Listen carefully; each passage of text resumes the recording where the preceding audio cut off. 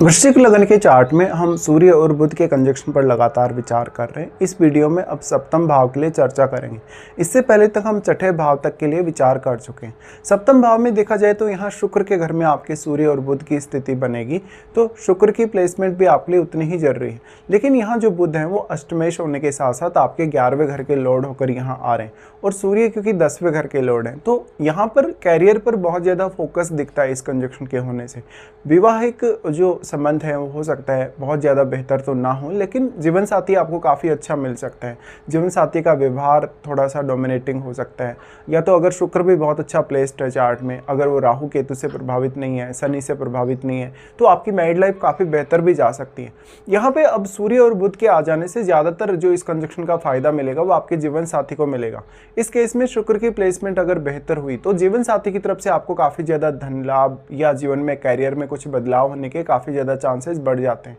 यहाँ पे बुध के अष्टमेश होने की वजह से जीवन साथी की फैमिली के साथ भी आपका जो कम्युनिकेशन है काफ़ी बेटर रहता है। हालांकि जीवन साथी भी आपका काफ़ी धनवान हो सकता है। आपका जीवन साथी किसी बहुत बड़े सरकारी पद पे हो सकता है, किसी प्रशासनिक पद पे हो सकता है, या वो कैसे भी पद पे हो, लेकिन उसके पास धन और संपत्ति के जो साधन है काफ़ी ज़्यादा हो सकते हैं। इसी प्रकार से आपका जो जीवन साथी आएगा पर्सनैलिटी वाइज वो बहुत अच्छा हो सकता है। वो काफ़ी ज़्यादा कम्युनिकेटिव हो सकता है, कहीं ना कहीं प्रॉब्लम्स को सॉल्व करने वाला हो सकता है। साथ ही साथ वो कहीं ना कहीं आपके जीवन में आपको आर्थिक रूप से काफ़ी मदद कर सकता है, धन वगैरह को मैनेज करने या इससे रिलेटेड कुछ फैसले लेने के लिए। यहाँ पे अब अन्य जो ग्रहों का प्रभाव है आपके सप्तम भाव पे, उनकी प्लेसमेंट भी काफ़ी मैटर कर जाएगी। देखिए जो बुध हैं वो क्योंकि अष्टमेश हैं, तो जीवन साथी का जो इंटरेस्ट है कहीं ना कहीं मैरिज होने के बाद से वो अष्टम भाव से रिलेटेड कार्यों में बढ़ सकता है, जैसे जासूस से रिलेटेड कार्य हो गए, कोई भी अकल्ट से रिलेटेड कार्य हो गए, रिसर्च वगैरह। और आपका जीवन साथी काफ़ी ज़्यादा पढ़ा लिखा हो सकता है। अब क्योंकि आप मंगल से रिप्रेजेंट होने वाले हैं, तो लगन में बैठे प्लैनेट पर अवश्य विचार करिए, क्योंकि जो सूर्य और बुध का दोनों का प्रभाव है वो आपके लगन पे है। इसलिए मंगल की प्लेसमेंट भी उतनी ही ज़्यादा आपके लिए इंपॉर्टेंट हो जाती है। मान लो अगर आपका मंगल भी बहुत ही अच्छा प्लेस्ड है तो थोड़ा सा ईगो क्लैशेज होने के चांसेज हैं, या तो फिर लगन में आपके राहु जैसा ग्रह स्थित होगा, अगर केतु जैसा ग्रह स्थित होगा, इवन अगर शनि जैसा ग्रह स्थित होगा, तो भी आपके रिश्तों को लेकर काफ़ी ज़्यादा चैलेंजेस सामने आ सकते हैं। वैसे यहाँ जो सूर्य बैठे हैं बुध के साथ, तो बुध अपने मित्र के घर में आ रहे हैं, और जो सूर्य हैं वो क्योंकि 10वें घर के स्वामी होकर आ रहे हैं, तो मैरिज होने के बाद कैरियर एक ज़्यादा अच्छी प्रायोरिटी हो सकता है कहीं ना कहीं घरेलू मामलों की तुलना में। इसलिए ऐसा हो सकता है कि मैरिज होने के बाद आप अपने कैरियर को तो ज़्यादा से ज़्यादा समय देना चाहते हैं या समय दे पा रहे हैं, लेकिन आप अपने जो घरेलू जीवन है उसके अलावा कहीं ना कहीं बहुत ज़्यादा इंटरेस्ट नहीं ले रहे घरेलू लाइफ में, या परिवार के साथ समय बहुत ज़्यादा स्पेंड नहीं कर रहे। अगर स्पेंड कर भी रहे तो बहुत ज़्यादा डोमिनेट कर रहे परिवार के लोगों को। यहाँ पे अब जो बुध है क्योंकि वो 11वें घर के लॉर्ड हैं, तो आपका जीवन साथी आपको बिजनेस में काफ़ी मदद कर सकता है।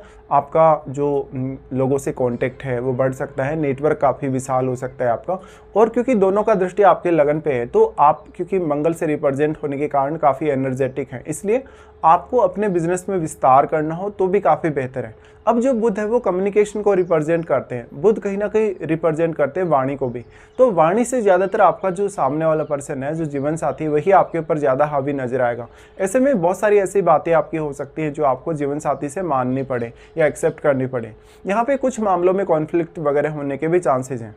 सूर्य और बुध लेकिन एक बहुत ही कंप्लीट पर्सनैलिटी आपको और आपके जीवन साथी को प्रोवाइड करते हैं। अब लगन में बैठा प्लैनेट बहुत महत्वपूर्ण है, क्योंकि लगन में बैठे प्लैनेट का प्रभाव सप्तम भाव पे रहेगा, तो इससे आपकी पब्लिक इमेज काफ़ी प्रभावित होगी। वैसे जनरली हम ये मानते हैं कि सूर्य के साथ जब भी बुध स्थित होते हैं तो आपको ऑलरेडी पता है कि बुध काफ़ी क्लोज है सूर्य के, और ऐसे केस में बुध अस्त भी हो सकते हैं सूर्य से। तो बुध अगर मान लो अस्त हो जाएंगे, उस केस में जीवन साथी की फैमिली या जीवन साथी आपको बहुत ही ज़्यादा डोमिनेट करने वाले हो सकते हैं, बट फिर वो कैरियर के हिसाब से बहुत अच्छा हो जाएगा। ऐसा सूर्य और बुध का जो कंजक्शन है आप में स्वयं में लीडरशिप के गुण डेवलप करेगा। वैसे मंगल से रिप्रेजेंट होने के कारण आप में ऑलरेडी लीडरशिप के गुण हैं, लेकिन वो और ज़्यादा इन्हेंस हो जाएंगे। इसी तरीके से अगर आपका बुध अस्त होगा तो आपका भाग्य काफ़ी साथ देगा, आपके जीवन में काफ़ी सारी ट्रांसफॉर्मेशन आने के चांसेस रहेंगे। धन संपत्ति के लिए अच्छा है, कैरियर के लिए बहुत अच्छा है, और ये जीवन में किसी भी प्रकार का बड़ा फैसला लेने के लिए भी अच्छा है, या किसी भी प्रकार का चैलेंज एक्सेप्ट करने के लिए अच्छा है। अब प्रॉब्लम ये है कि आप मंगल से रिप्रेजेंट होने वाले पर्सन है और आप में वो मंगल की जो फायर पावर है वो ऑलरेडी है। मंगल का जो, क्योंकि आपका लगन है तो मंगल से रिलेटेड एनर्जी आपके पास है, लेकिन सूर्य का भी प्रभाव पड़ गया लगन पे तो वो एनर्जी कहीं ना कहीं और ज़्यादा बढ़ जाएगी। इसी तरीके से बुध अगर अस्त हो जाते हैं आपके सप्तम भाव में तो सूर्य ये इंडिकेट कर रहे हैं कि कहीं ना कहीं बुध से रिलेटेड जो प्रभाव हैं, जो परिणाम हैं, उनमें सूर्य का रोल बहुत प्रोमिनेंट हो जाएगा। तो यहाँ पे कैरियर में नेम फेम बढ़ने के चांसेस या पब्लिकली बहुत ज़्यादा सपोर्ट मिलने के चांसेस हैं। तो आप प्रशासनिक पद पे अगर ना भी जा पाते हैं तो आप बिजनेस में बहुत सक्रिय हो सकते हैं, आप राजनीति वगैरह में सक्रिय हो सकते हैं, लोगों को गाइड कर सकते हैं, इंस्पायर कर सकते हैं या लोगों के जीवन में बेहतर से बेहतर परिवर्तन ला सकते हैं। अब जो साइन है, ये जो वृषभ राशि है, वो कहीं ना कहीं वेल्थ को रिप्रेजेंट करती है, कहीं ना कहीं लाइफस्टाइल वगैरह को रिप्रेजेंट करती है। तो आपका जीवन साथी और आप दोनों ही काफ़ी क्रिएटिव और टैलेंटेड हो सकते हो। इसके साथ साथ आपकी लाइफस्टाइल बहुत ही ज़्यादा अच्छी हो सकती है और आपकी बहुत सारी एक्सपेक्टेशन ऐसी हो सकती हैं जो आपके जीवन साथी से जुड़ी हो। तो यहाँ पे कॉन्फ्लिक्ट वगैरह से आपको बचना होगा। साथ ही साथ आपको अपनी वाणी को कंट्रोल में रखना होगा। जो सूर्य का लगन पर प्रभाव है उससे आपका कॉन्फिडेंस बहुत ही ज़्यादा बूस्ट होगा। ऐसे केस में आप जीवन में कोई भी परिपक्व फैसला ले सकेंगे अपने लिए और आपके मान सम्मान, आपके रेपुटेशन, प्रतिष्ठा के लिए ये जो दृष्टि पड़ेगी सूर्य और बुध के आपके लगन पे, वो काफ़ी बेहतर है। तो यहाँ पे ज़्यादातर स्थितियों में आपको बस सही फैसले लेने होंगे। अगर आप कॉन्फ्लिक्ट में फंसते हैं, अगर विवाद होता है, कोई भी लड़ाई झगड़ा वगैरह होता है, तो आपके लिए चैलेंजेस बढ़ सकते हैं यहाँ पे। लेकिन सूर्य और बुध का ऐसा कंजक्शन आपके जीवन साथी में बहुत अच्छी संपूर्णता लाता है, जहाँ पर आपका जीवन साथी बहुत ज़्यादा योग्य हो सकता है। तो आपको जीवन साथी से भी सपोर्ट प्राप्त करने के लिए विचार करना चाहिए। इस प्रकार के कंजक्शन में अब अन्य जिन भी ग्रहों का यहाँ प्रभाव है उनको आपको देखना चाहिए। साथ ही साथ कोई भी भाव में चाहे आपके कोई भी प्लैनेट बैठा, अगर उसका सप्तम पर प्रभाव होगा तो सूर्य और बुध कहीं ना कहीं प्रभावित अवश्य होंगे। भले ही सूर्य उतना ज़्यादा प्रभावित नहीं होगा क्योंकि सूर्य बहुत ही ज़्यादा एनर्जेटिक है, बहुत ही ज़्यादा फायरी है, लेकिन फिर भी सप्तम भाव पर तो उस ग्रह का प्रभाव अवश्य पड़ेगा ही। इस हिसाब से मंगल की प्लेसमेंट, आपके चार्ट में बृहस्पति की प्लेसमेंट भी फिर काफ़ी मैटर करती है।